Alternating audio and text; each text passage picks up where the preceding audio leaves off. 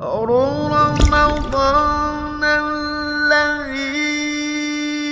أنزل فيه القرآن هدى للناس وبينات من الهدى والفرقان. بسم الله الرحمن الرحيم, alhamdulillah wa salatu wa salam ala rasulillah amma ba'd. Inch'Allah ta'ala, aujourd'hui on va se voir pour notre sixième faïda et elle va concerner Surat al-Baqarah et c'est notre quatrième partie, l'avant-dernière vidéo, Inch'Allah ta'ala. Alors aujourd'hui on va s'intéresser au siyaq al-Qur'an et son impact, le contexte dans le Qur'an et son impact dans la compréhension des versets. Alors, siyaq al-Qur'an, ou plutôt siyaq, qu'est-ce qu'on entend par siyaq? Tout simplement, en fait, ce qu'on pourrait traduire littéralement par le contexte, d'accord? Alors, pour mieux comprendre, imaginez un verset qu'on souhaiterait comprendre. En fait, siyaq, ça va être tous les versets qui vont se trouver avant et ce qui vont se trouver après, qui vont se trouver après ce verset-là. D'accord? Donc, l'ensemble va être siyaq. Et ce siyaq-là, les ulama disent, c'est l'une des choses les plus importantes qui nous permet de comprendre le Coran. D'accord? D'ailleurs, c'est l'un des outils que l'exégète, le mufassir, il va utiliser pour comprendre le Coran. À savoir, une petite faïda ici que les ulama disent, qu'au même un mot, en fait, un mot dans le Coran, lorsqu'il va se trouver dans un contexte, il va donner un sens par rapport à ce contexte-là. Si on le met dans un autre contexte, il peut donner un autre sens. D'accord? Alors, on va essayer de prendre un verset ici. On va prendre un verset ici. On va essayer de comprendre ce que peut nous apporter as-siyaq. Regardez le verset dans Surat al-Ma'arij. Allah il dit dans le verset Innal insana khuliqa halu'a. L'homme a été créé, certes l'homme a été créé halu'a. Que veut dire halu'a? Regardez, on va essayer de voir juste derrière ici le contexte, les versets qui viennent juste après. Et Allah il dit إذا مسه الشر جزوعا وإذا مسه الخير منوعا.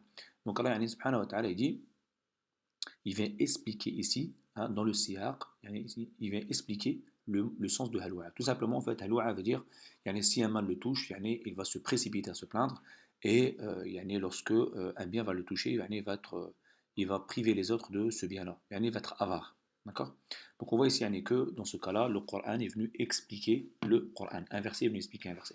Souvent, on a ça, Allah dit, مثلا وما أدراك ما القارعة ما القارعة وما أدراك ما القارعة يوم يكون الناس. D'accord?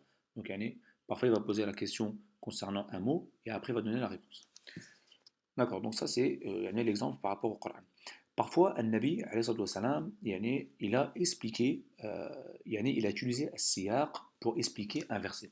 Je vous ai mis un hadith ici où Aïcha, radiyallahu anha, elle a posé la question au prophète concernant un verset. D'accord? Dans Surat al-Mu'minun, le verset numéro 60.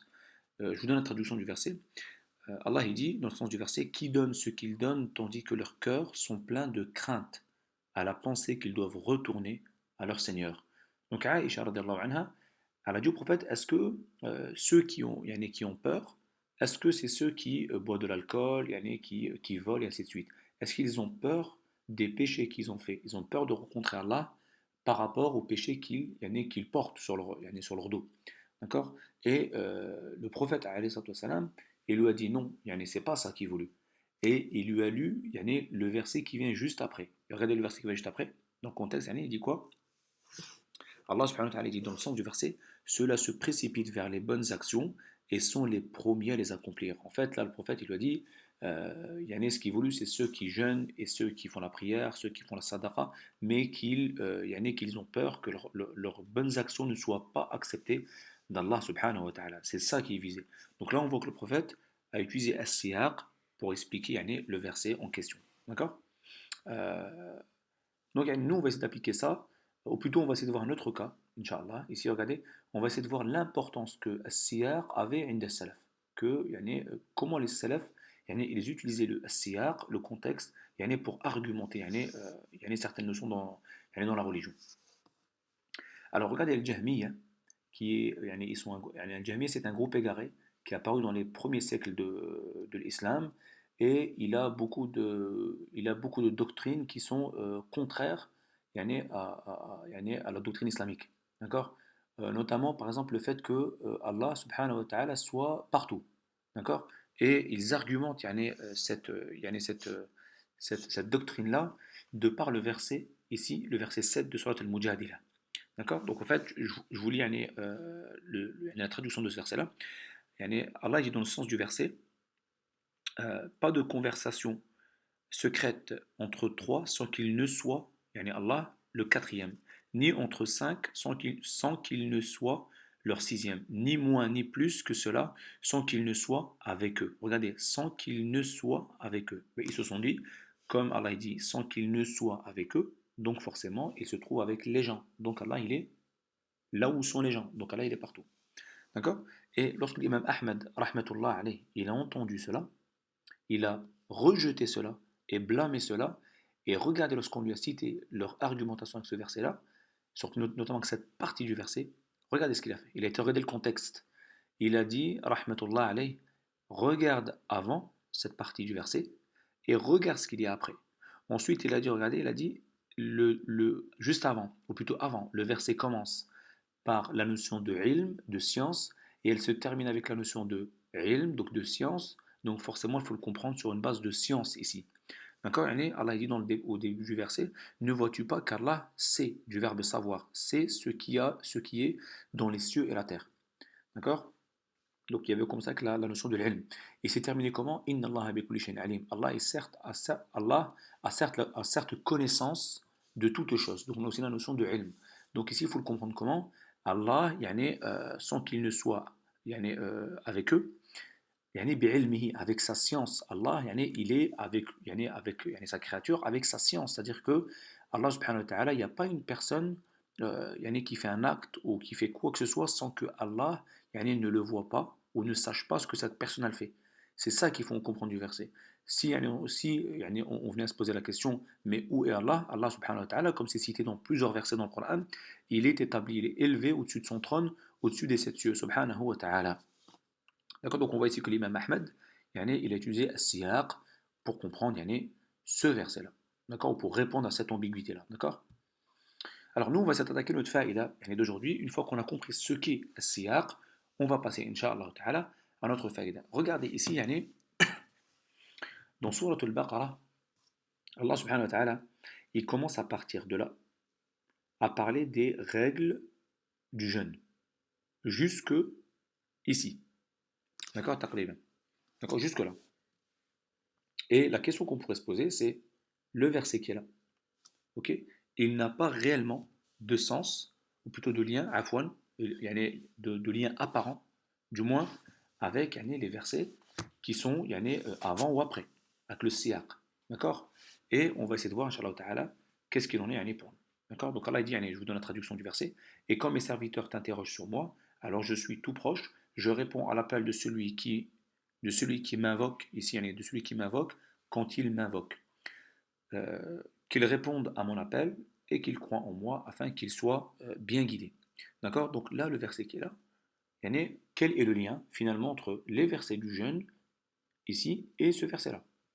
D'accord. Il n'est pas avant, il n'est pas après, il est en plein milieu. Donc on va essayer de voir dans ce contexte-là comment on peut comprendre ce verset-là. Al-ulama, ils disent en fait, subhanallah, que Allah, il a mis ce verset-là en plein milieu des versets qui parlent du jeûne pour montrer l'importance et le degré de l'invocation pendant le mois de Ramadan. Subhanallah, Et comme vous savez, les ulama, ils disent, parmi la baraka du mois de Ramadan, nous avons le fait que les invocations, elles sont exaucées. D'accord. Elles sont exaucées, et cela conformément au hadith où le prophète, alayhi salam, il dit, dans le sens du hadith, 3 personnes ne se verront pas leur invocation rejetée. Et parmi elles, il a cité le jeûneur, la personne qui jeûne. D'accord. Donc, on en comprend tout de suite l'intérêt, ou plutôt, on vient faire le lien entre ce verset-là et les autres versets de As-Siyam. D'accord. Là, on voit clairement que le contexte nous a permis de mieux comprendre le sens de ce verset-là. D'accord. Alors, on va passer rapidement à notre deuxième faïda, Inch'Allah ta'ala. Alors, ici, la deuxième faïda, aussi, on va parler de contexte. D'accord. On va parler également de contexte. Regardez, on va prendre notre verset qu'on a vu, là aujourd'hui que dans la première faïda. Et si on analyse bien les autres passages qui sont dans Surat al-Baqarah, qui viennent juste après, d'ailleurs dans le même hizb, en fait, on va se rendre compte que déjà ce verset-là commence par l'idée d'interrogation, le fait qu'on pose une question. Wa idha sa'alaka ibadi. Et si mes serviteurs, ou plutôt, et quand mes serviteurs t'interrogent sur moi. D'accord? Et subhanallah, on voit que dans les pages qui suivent, on a beaucoup de versets où il y a la notion de questionnement, la notion de su'al, le fait de poser une question. Allah dit Yas'alunaka madha yunfiqun. Afwan. Il t'interroge qu'est-ce qu'on doit dépenser. Qu'est-ce qu'on doit dépenser. Naam. D'accord? Dans le premier, ici, Allah dit يسألونك ماذا ينفقون. Ensuite, Allah subhanahu wa ta'ala dit ici يسألونك عن الشهر الحرام قتال فيه. D'accord? Allah dit dans le sens du verset, il t'interroge sur le fait de faire la guerre pendant les mois sacrés. Il dit également ici يسألونك عن الخمر والميسر. Il t'interroge sur le vin et les jeux d'hasard. D'accord? Ici, Allah dit ويسألونك عن اليتامى. Il t'interroge au sujet des orphelins. Il dit également ici ويسألونك عن المحيض. D'accord? Il t'interroge au sujet des monstrues. Donc on voit ici dans tous ces passages-là, on a, l'idée ou la notion de question, d'un questionnement. La même chose que le verset qu'on a traité aujourd'hui. Alors on va essayer de voir le lien, ou plutôt la différence entre les deux. Subhanallah, regardez ici, dans tous les passages que j'ai lus, où il y a un questionnement, hormis le passage là, le premier passage qu'on a traité aujourd'hui, qui parle de l'invocation, subhanallah, à chaque fois, Allah subhanahu wa ta'ala, lorsqu'il a dit mes serviteurs t'interrogent sur ça, à chaque fois, il a mis le prophète comme intermédiaire dans le fait de répondre. Il a dit qul, qul bima'na, dis-leur. Donc on peut le retrouver ici, le qul, on peut le retrouver ici, d'accord, pour le deuxième. Le troisième, on va le retrouver ici, et dans le quatrième, on va le retrouver ici. Donc dans tous les cas, à chaque fois, le prophète, c'était lui l'intermédiaire qui vient expliciter ce que Allah subhanahu wa ta'ala lui a transmis. D'accord? Alors que ici, on peut se poser la question, mais il n'y est pas. Allah, il n'a pas dit wa idha salaka ibadi anni faqul inni qarib. Allah n'a pas dit, ou plutôt, et quand mes serviteurs t'interrogent sur moi, dis-leur. Non, il n'a pas dit ça. Il a directement dit, subhanahu wa ta'ala, alors je suis tout proche.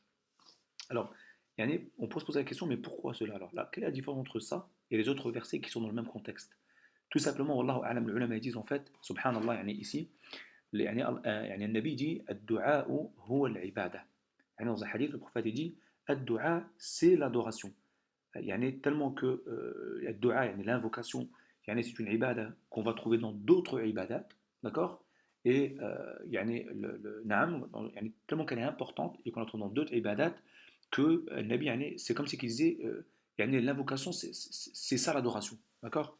Comme al-hajj arafa, d'accord? Et donc, dans ce cas-là, on comprend que ad-du'a, c'est une adoration. Et l'adoration, vous le savez sûrement, c'est le droit d'Allah. Le droit d'Allah sur nous, c'est le fait qu'on lui voue toutes nos adorations, à lui seul. D'accord? Et comme c'est son droit, Allah subhanahu wa ta'ala n'a pas mis d'intermédiaire ici. Il n'a pas dit au prophète, dis-leur. D'accord? Cela, on en comprend que ad-du'a, on doit la donner à Allah subhanahu wa ta'ala seul.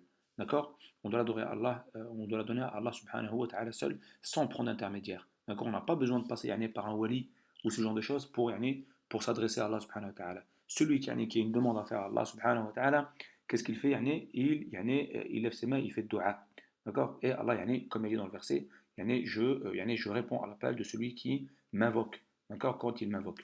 D'accord? Donc ici, on voit toute la faïda ici. On a la notion, bien évidemment, de tawhid ici. On voit comment le Coran il met en avant dans chaque verset at-tawhid. Ici, c'est un très très bel exemple. Donc on va s'arrêter là, Inch'Allah ta'ala, pour aujourd'hui, bi'idhnillah. Et on se voit demain, Inch'Allah ta'ala, pour une nouvelle faïda, bi'idhnillah.